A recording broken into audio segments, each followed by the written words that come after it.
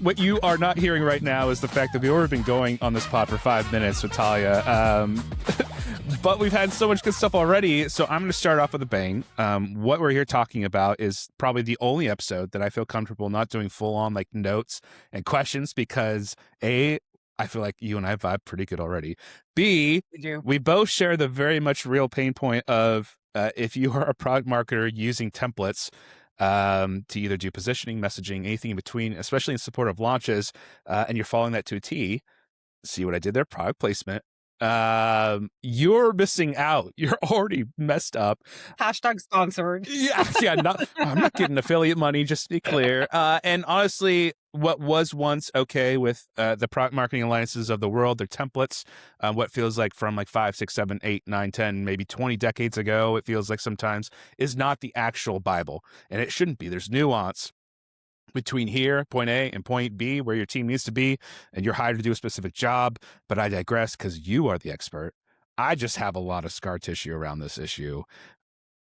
I feel like that's how we're all experts, right? Like we're just bonded by trauma.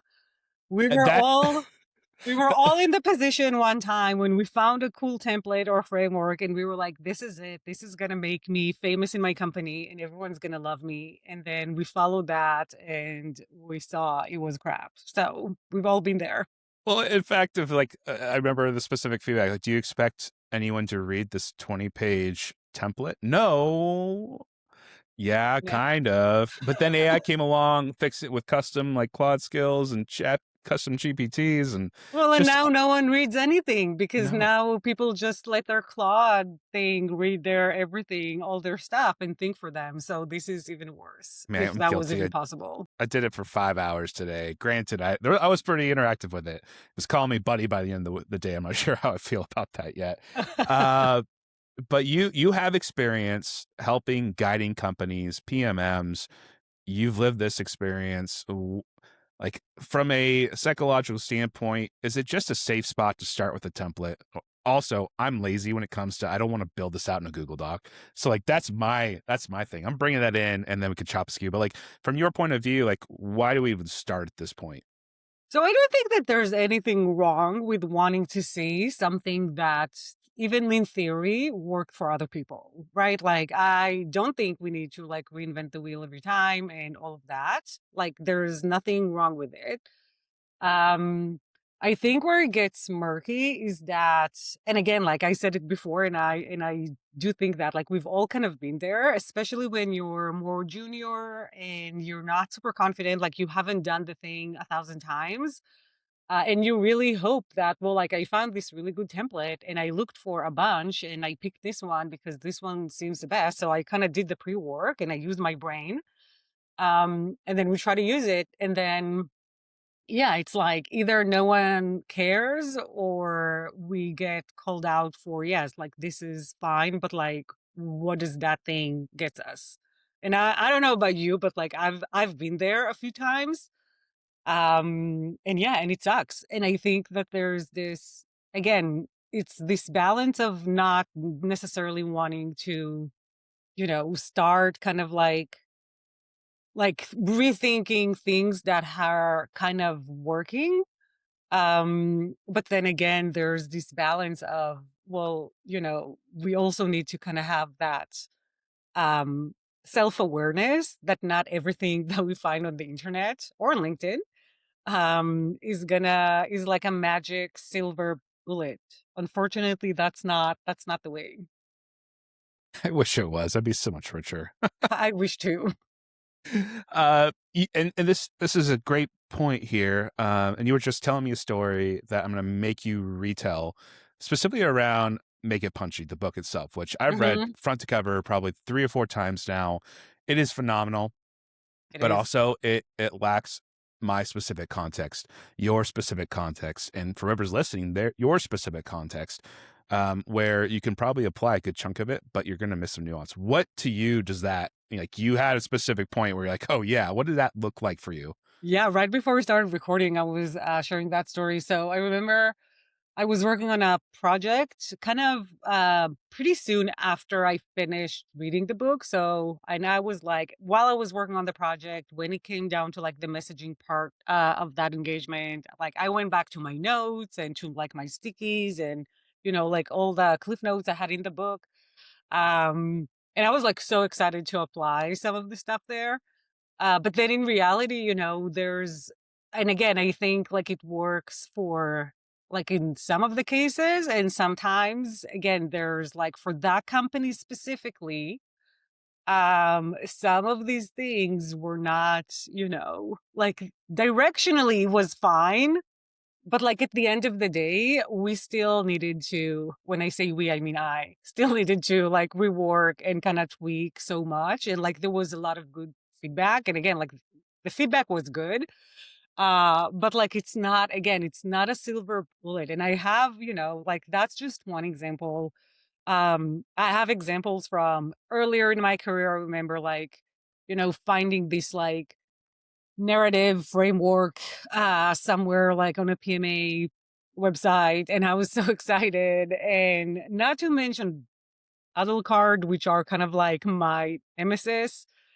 So many templates for battle cards, and so many ways to do them, but there are very, very few that are actually good. And sellers still won't use them. So again, like you follow a framework, but it doesn't guarantee success.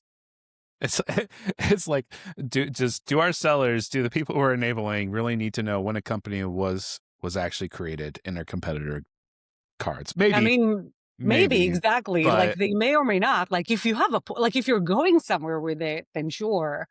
But yeah, I agree. Like automatically, probably not. well, it's Or I know it's well. Even I was telling you a perfect example today. I was building through a positioning document where I was using the PMM's Lord and Savior April Dunford's book.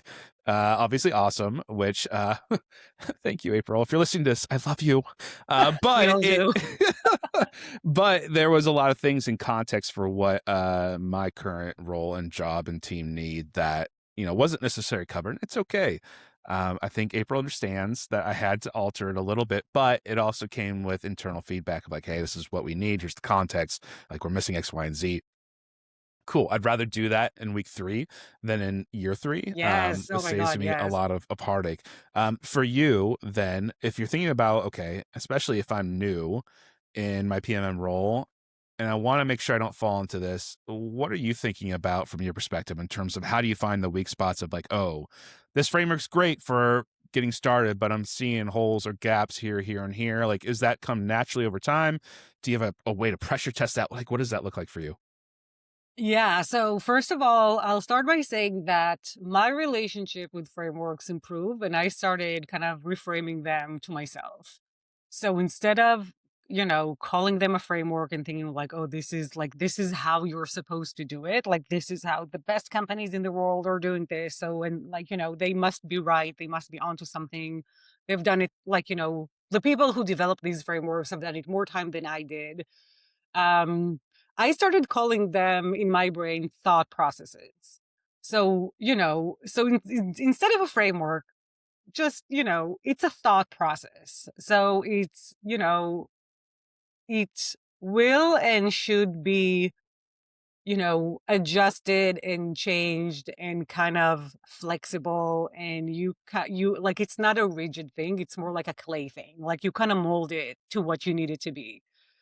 Um, And then I think to your question, something again, and I think even PMMs that are kind of new at what they do, especially if they're coming from other areas of the business, we all have patterns that we've seen, right? Like, and it doesn't matter if you're coming from marketing or sales or customer success or product or like, doesn't really matter like where in their organization. Like you've seen things, you have work experience, and maybe it's not even in tech, and that's also fine because humans are humans and a customer is a customer everywhere. And you can learn from every experience. But yeah, I think kind of even if you decide to like follow a framework and and like work through the thought process and the steps, even like before you share that with more people, just ask yourself like, is there anything here that this doesn't cover, like in this business that I'm working on right now? Like, is there anything that I don't know, like will come up as I show this to 5 or 7 people? Like, what would that person in sales is going to ask me when I show them that? What is that person like from each team? So this is kind of like a good exercise to like internalize what you've done and kind of stress test even before you're sharing it more broadly. Like, does it even cover kind of like the business, like the constraints, like does it make sense? Like things like that. And again, you can really rely on your past experience when you do that. Like, because like if well, like if product does this, engineering always says this, you can use that because you can kind of anticipate some of the questions or the concerns or kind of like the gaps that might be there. Yeah, it's a good call out. I'm much more inclined to also throw whatever template, and sure, product marketing alliance is a great example of just, we'll call it a treasure trove of templates. But grabbing those and throwing them into Claude, into ChatGPT, and saying, as you're working through it, like, hey, this is my context. You I'm talking on the GP, I'm talking to AI now. You are a senior PMM in X industry. Your job is to be ultra, we'll say, oh, you know what, the word is escaping me. Dang it. Basically, your job is to rip apart this framework and expose where and what is not being covered that's pertinent to my business. Hmm. That's actually been really, really helpful in providing additional context. Helps me to think clearer and also alternate paths to thinking that normally I wouldn't. Um, and also, I'm really just covering my basis in case AI does overtake the world at some point in the near future. Like, they know I'm a friend, I'm an ally. So, like, that's been really helpful in addition to the iterative feedback, like you mentioned, like kind of covering both bases pretty quickly. And like, man, I wish I would have had AI in this capacity 5, 6 years ago, um, to help me think through things better, more clearly, instead of, I remember the first positioning doc I wrote was ridiculously long. Thank you for a template. And it's just like 26 pages of just like stuff that was never used. To your point, you're like, no one actually is going to use No one's 90% of gonna this read it. stuff. Yeah, yeah, yeah, yeah. Well, and this is also, I think it's this like example is a really good use of AI. But I think like, before that, so before that was a thing, back in the day, I remember We walked to 6 the years office ago. we use pens and paper. So I did, and like I do remember, looking for templates, and again, kind of like, okay, before I even put my thoughts of what I think this should look like, I want to see what good looks like at other companies. And you're looking for examples, and everyone, like, we all have these like swipe files of like inspiration. And then when PMA like became a thing, then great, like you have another like resource that has so many examples. But I feel like even then there was that exercise of like you're opening these templates, and like not necessarily at PMA, right? Like at, you know, there were other types of repositories that offered that. And you kind of open the templates and you're like, is this even good? Like, like really, is that what good looks like? Because that doesn't look so great to me. Like I can think of, like I don't know why I need this, and I can think of like 10 things that aren't here. And I think again, kind of like going back to, well, like if this is the first time you're doing the thing, then, or if you're very junior, then this maybe, call it imposter syndrome, or, like, or something. But maybe you're thinking, well, even though my BS meter is kind of going off right now, like, what do I know? But actually I do, and like this is kind of like it's like a life advice, right? It's like, well, if you have a thought, at least like voice it to someone, like ask for a second opinion, kind of like, how does that look like to you? Because I am thinking this is kind of a five. Um, and like maybe get some advice from a few other people if you're not super confident that you got this right. And maybe you're like, well, like, what do I know? It's my first time building that thing. But yeah, I do think that there's a little bit of that. And I think that's kind of like the cautionary tale, like almost now, like these days with AI, that we're just like, what, like, great, I'm just gonna have AI be like the critic, like the black hat, and they're gonna tear this down. And when my Claude says it's good, then it's probably good. Then, I would say, again, it's kind of like it's a fine line, right? So, always check the work, whether it was produced or critiqued by AI before, or it's a template that you found by an amazing person like April, and kind of stress test it to your circumstances. And if you kind of got like a hunch about that, follow through, and because I think, again, like the odds are, if your BS meter goes off, then someone else's will too. Let's hope so, at least. Sometimes. Yeah, sometimes we learn to live in that kind of weird crux as a PMM. I think the other thing too it's really cool about the year of our PMM 2026 is that there's really great communities, which if you haven't checked out PMM Camp, they're the sponsor of this season's episodes of Product Marketing for You. Both you and I are part of that, Big fans, yes. consequently. Big fans. And that, like, there's communities like that. I like to poke and prod at PMA, but like they're also a great resource to if you're looking for people or accountability buddies who like need to help check down some iteration of something you're creating. Like, it's never been a more open and inviting product marketing community, I would argue, as it is right now, which is phenomenal. And never been a lack more, probably never been more resources than there is today, I would argue, with books specifically coming out that are huge, right? From that perspective, what are your go-to resources for, we'll say, inspiration? I don't want to say templates anymore, but like for ways to go and approach different problems or to solve from your point of view, like what are your go-tos? Hmm. Great question. So I think communities, as you mentioned, is one that's for sure been, very useful.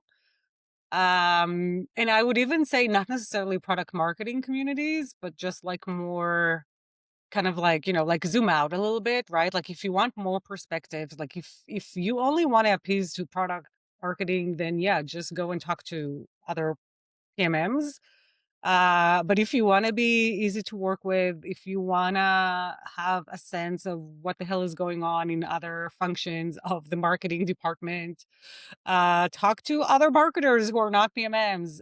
Same if you want to, if you want to know what's up in other departments, kind of like find those avenues as well. I think for those things specifically, I found, especially in the last, I don't know, like 4 to 5 years, LinkedIn was a great source to just learn about these other functions because maybe you're lucky and you work at a really good company and it's pretty collaborative and you can get time with your CSMs and your sales engineers and all that, and you can actually get their perspectives from inside the organization, but that's still kind of like an echo chamber, right? So like they are from other functions, but from the same company as you.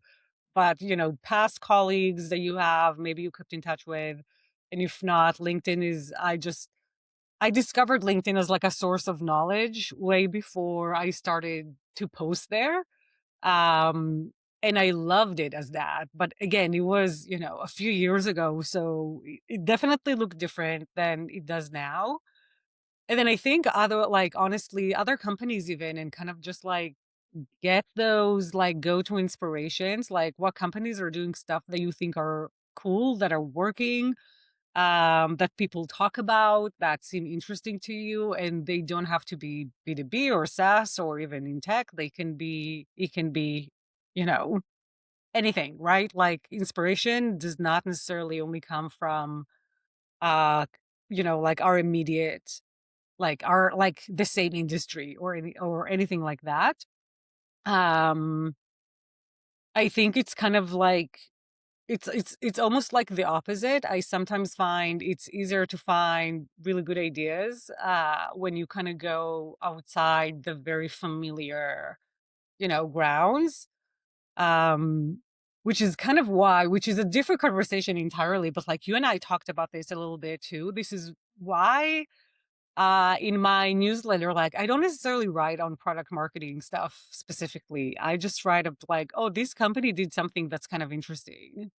And, I've wrote before on like about Lego and DJs, making hit tracks from TikTok, Labubu's, like the inspiration for stuff that gets people to like react and move is truly everywhere.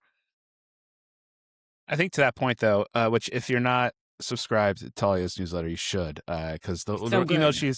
she's referencing is from a couple of weekends ago that actually ended up with us talking here, and it was so intriguing because it was the workings of positioning in a competitive and ultra competitive environment that I had no idea was going on, and it was though all tied around to positioning and the process of that, and how two companies took two totally different trails, and we'll leave it at that. But from that perspective, it's like I started even looking at if we go out to eat. Like I'm always curious. I'm thinking of Yeah. like how are restaurants trying to get me to buy more stuff? Ultimately, as marketers, which we are, our job is to convince people that what we have is what they want and what they need with words, pictures, video, social media, however that is. And so like from that perspective, I agree. Like most of the inspiration for this pod did not come from other marketers. It came from way outside sources, which is fun. But it keeps things fresh. And also I will argue that B2C marketers are way more cooler than us B2B marketers. So I constantly am looking The bar for is that. low. We get really excited when we don't use the word synergy. So that tells you where we're at as a collective. You know what? It's funny because I really agree with you, but I remember like when I was in grad school and kind of just got into marketing, like the idea of working at a CPG company seemed so horrible to me. But I do agree that there's actually like I think in B2B we think as B2C marketing as like, oh, they get to be so creative and do these fun things and all of that, but they're actually so analytical. Um, but yeah, it's just like, like you're either wired to be super excited to write and tell stories about like APIs, or you are about chips and soda. I don't know. It's just like we're just different animals. There's no in between. It's either No in APIs or between. chips. Depends on the salsa. I will say that, and the chips, because there's a big difference. It's your birthday It today. is. I'm not going to sing to you because I don't have auto turned on, but I don't want to keep you any longer.